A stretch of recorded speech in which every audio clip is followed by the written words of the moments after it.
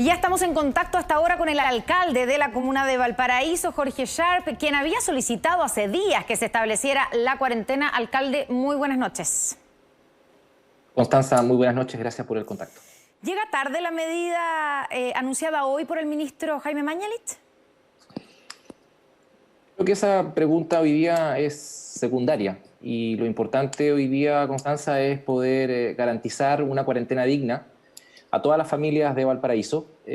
Una medida de cuarentena es una medida dura, es una medida difícil y nuestro desafío como municipalidad va a estar en colaborar para que las familias porteñas alcancen el mayor grado de bienestar en los días difíciles que se nos aproximan para Valparaíso. Alcalde, esa es nuestra prioridad. Sí, me imagino. Fue el propio presidente Piñera quien, entiendo yo, que lo llamó para informarle de la medida. ¿Qué fue lo que le dijo?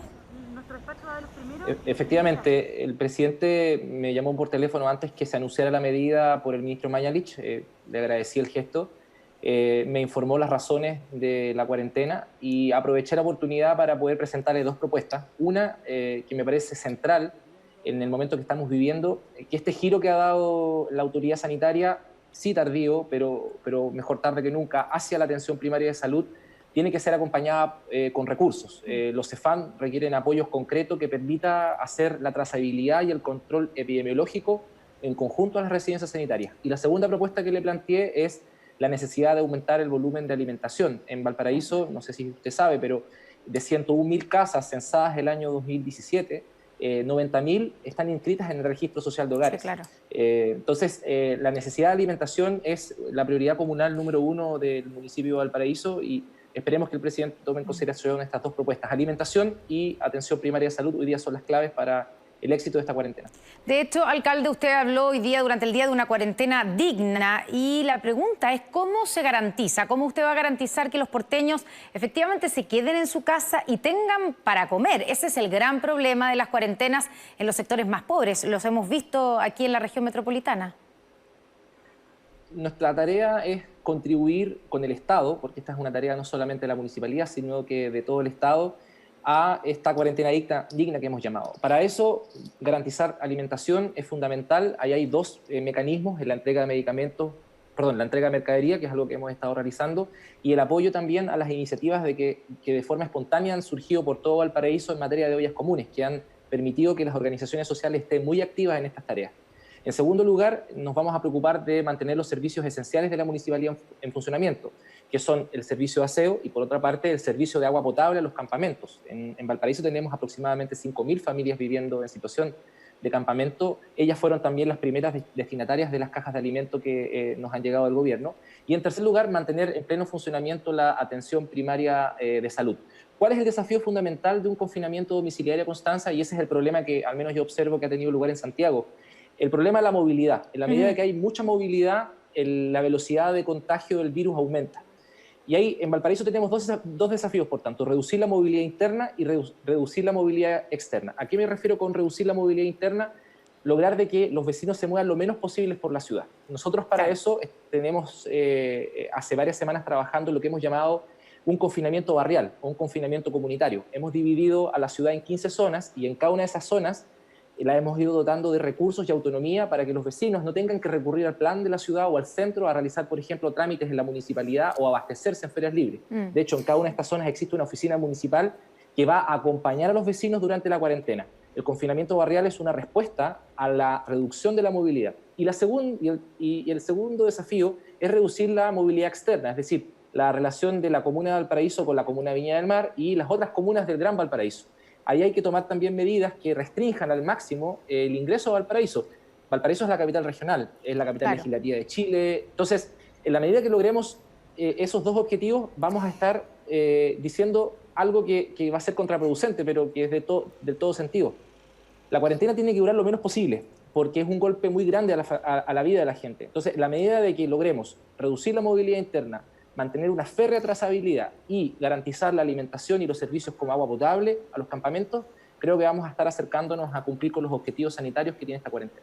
Alcalde, y en ese sentido, ¿va a haber más fiscalización? Porque hemos visto también imágenes y hemos visto registros en Valparaíso que, por ejemplo, han habido fiestas clandestinas en pleno toque de queda. ¿Va a haber un aumento de la fiscalización en ese sentido a gente que esté quebrantando la cuarentena? Efectivamente, vamos a estar coordinados con la Intendencia, con la Seremía de Salud para poder fiscalizar de buena forma. Pero un comentario sobre eso. La pobreza no se fiscaliza, porque mucha gente sale de su hogar porque debe trabajar, ganarse. Sí, claro, pero la gente, lo entiendo, alcalde, pero la gente, estamos hablando de la gente que, por ejemplo, hace fiestas clandestinas, que es distinto a la gente que sale, digamos, de su casa porque tiene que parar la olla esa noche, digamos. Sin duda, y creo que esa diferencia es importante hacerla a la hora de fiscalizar. O sea, en Valparaíso hay 56.000 hogares inscritos en el registro social de hogares en el tramo 40. Tenemos una fuerte presencia de comercio informal, no porque la gente quiera vender con un paño sus productos en la calle, sino porque tenemos una estructura económica en la región de Valparaíso que no genera empleo digno. Entonces, creo que lo importante a la hora de fiscalizar es saber distinguir. Porque aquí estamos tratando entre seres humanos, independiente que aquel que fiscaliza esté con uniforme o no, es un ser humano que tiene que ponerse en el lugar del otro. Si nosotros actuamos en base al individualismo, en base al sálvese quien pueda, en base incluso a la represión, los objetivos de la cuarentena no se van a cumplir. Lo que tiene que surgir aquí es la colaboración, la solidaridad, el orientar y el hacer pedagogía con el otro para que entienda de que en la medida que respetemos algunas normas básicas, vamos a estar mucho más protegidos frente a este coronavirus que no distingue. Alcalde, otro de los problemas que tiene usted, por ejemplo, en el sector en la zona de los cerros, sobre todo, y que se repite acá en la región metropolitana, es el hacinamiento en algunos sectores. Y ahí la pregunta es, ¿tiene suficientes residencias sanitarias, por ejemplo, en la zona para poder aislar a la gente que esté contagiada o a sus contactos, que no puedan aislarse en sus propias casas? Hasta hace un par de días atrás, la comuna de Valparaíso no tenía residencias sanitarias. El intendente regional anunció hace poco la instalación en la comuna de varias residencias, lo cual es una buena noticia, porque efectivamente el desafío es poder aislar aquellos casos que son COVID positivos. Y lo importante es que, a propósito de la polémica que se ha generado por este docu-reality que ha realizado el alcalde Lavín desde su confinamiento en esta residencia, más allá de aquello, lo importante es que cualquier vecino, sea que viva en Las Condes, sea que viva en Renca, en Valparaíso, en Alto Hospicio, en Temuco, en Punta Arenas, si lo requiere, tenga acceso a la residencia sanitaria. Eso es lo importante.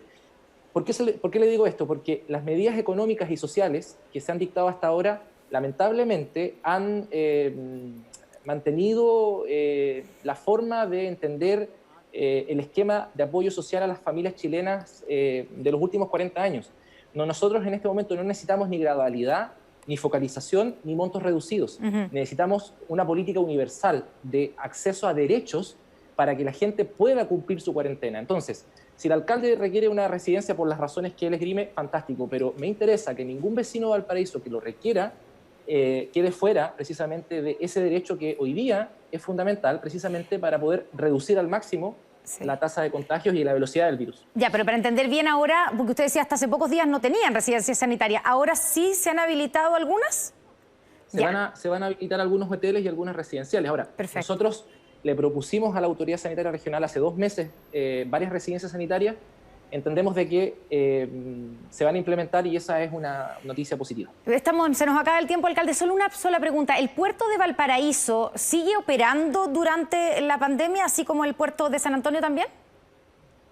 El puerto va a seguir operando bajo estrictas medidas de control sanitario, según nos ha comentado la autoridad sanitaria. Le queremos agradecer al alcalde Jorge Sharp, alcalde de Valparaíso, por haber estado esta noche aquí en Tele 13 a la hora. Muchas gracias, buenas noches.